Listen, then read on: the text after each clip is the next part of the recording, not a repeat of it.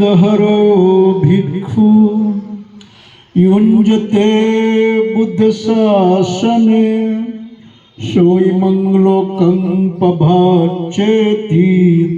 अभवा मुक्तो चंदिमा।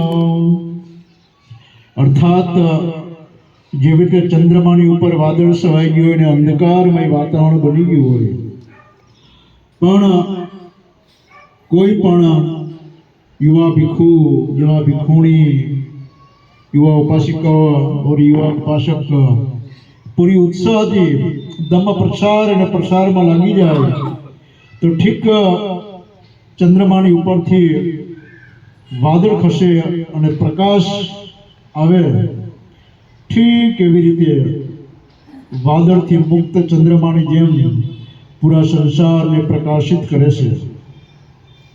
તો એ પરમ પૂજ્ય બાબા સાહેબ આંબેડકર દબદન ધમ્મા યુવા ભિક્ષુ, યુવા ભિક્ષુણી, તરુણ ઉપાસિકા અને તરુણ ઉપાસકોને અર્પણ કરી ગયા છે, તાકી તે ધમ્મ પ્રસાર અને પ્રસાર એક પૂરા ઉત્સાહથી ધમ્મ પ્રસાર થાય। તો આપણે આજે લોકો ખરેખર પરિવારને સમય નથી આપી શકતા અને ધમ્મ પ્રસારમાં સમય આપો છો, એ બદલ બધાને ખૂબ ખૂબ સાધુવાદ। હવે આપણે ત્રિશ્રાવણ પંચશ્રીનું સ્નાન કરીએ, યાચના નહીં કરીએ, 3 વખત 3 વખત અને સંપાદન કરશું। सम्मा संबुद्धो भगवा बुद्धं भगवन्तं अभिवादेमि। अभिवादन करो, मस्तक नमाजो। स्वाखातो भगवता धम्मो धम्मं नमस्सामि। सुपटिपन्नो भगवतो सावक संघो संघं नमामि।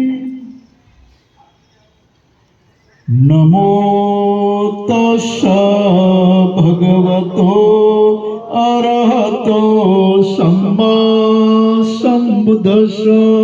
बोलो भगवतो अरहतो सम्मा सम्बुद्धस्स। नमो तस्स भगवतो सम्मा सम्बुद्धस्स। नमो तस्स भगवतो अरहतो सम्मा सम्बुद्धस्स।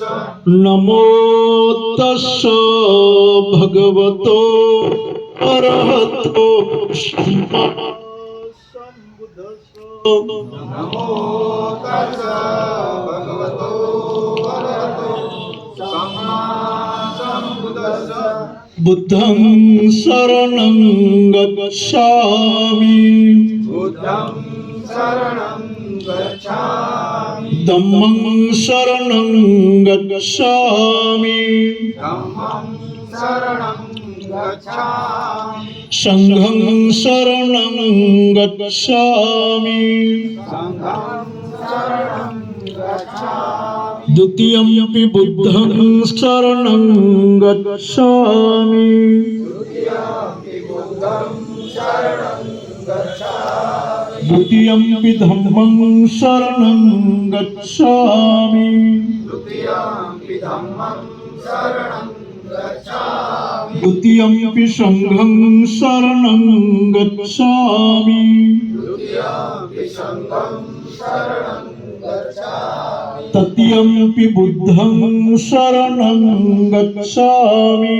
तृतीयंपि बुद्धं शरणं गच्छामि, तृतीयंपि धम्मं शरणं गच्छामि, तृतीयंपि धम्मं शरणं गच्छामि, तृतीयंपि संघं शरणं गच्छामि, तृतीयंपि संघं शरणं गच्छामि, त्रिशरणं शरणागमं सम्पूर्णं आमवते पाणातिपाता वेरमणि मानातिपाता वेरमणि शिक्षापदं समादयामि अदिन्नदान वेरमणि शिक्षापदं समादयामि कामेषु मिच्छाचारा वेरमणि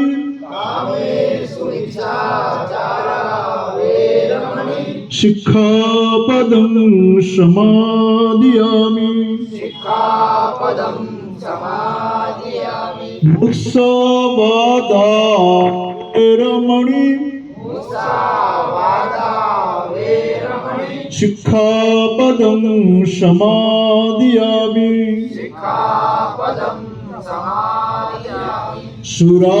सुरामेरय्य मज्ज पमादठाना वेरमणि